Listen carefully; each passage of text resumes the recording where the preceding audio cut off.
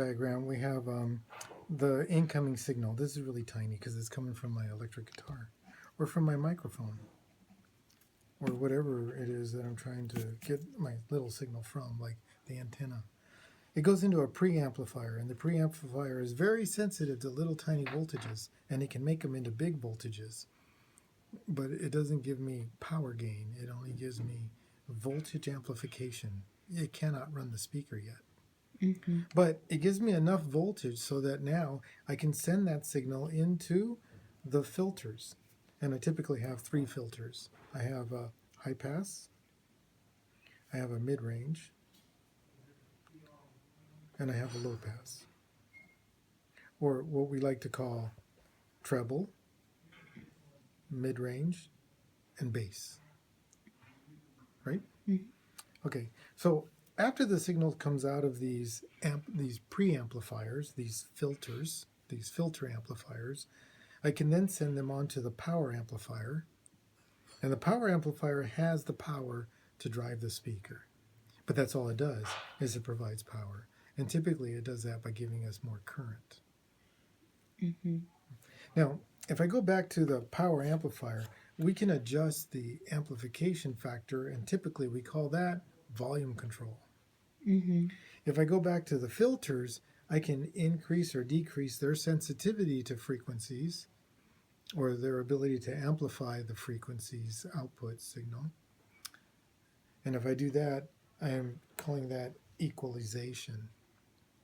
Mm-hmm. So if I if I follow the pattern over here and I look at the amplifier on my guitar amplifier, the input jack right here is where the signal's coming in. I can go to my preamplifier over here and I can give myself more signal. I can adjust how sensitive this preamplifier is to my incoming signal. So if, like, for instance, I've only got one pickup on my guitar, I might want to turn up the gain, the amplification factor, the increase in signal strength by adjusting my preamplifier's amplification factor. We call that gain. So that would be just increasing the voltage for those that are going to come. Right. The output voltage is going to go up or down. If I have both of my pickups on my guitar on and I turn up the preamplifier's amplification factor all the way to the top, it's going to sound fuzzy. It clips. They call that overdrive. Jimi Hendrix made that famous. Okay. Okay? So you can actually turn it off? Yeah, and I can drop it down and I can make it sound really pretty and nice and clean. Like, I don't know, who's your favorite jazz guitarist? I don't know. Oh. But yeah. Okay.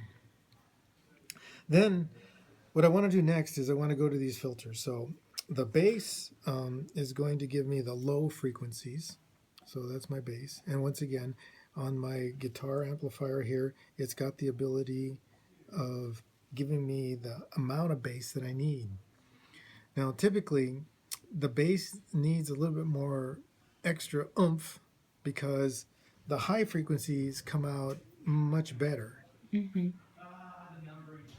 So I might want to turn down the treble control and turn up the bass control so that way the two signals sound evenly balanced, the same amount of volume. Okay. Yeah. Otherwise, the treble might drown out the bass. Mm-hmm.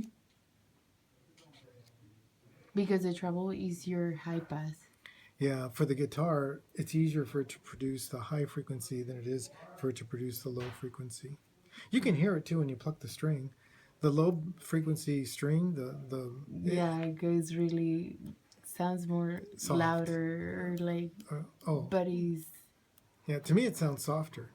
The high frequency sounds louder. I don't know, for me it's more, how you say agudo? I don't know, I guess, but because he's bass, I guess I can, I don't know. It's probably just the way I listen to it. Yeah. But you're making an adjustment. Mm-hmm. So you like the bass? Mm-hmm. So then you want to turn up the bass. Yeah.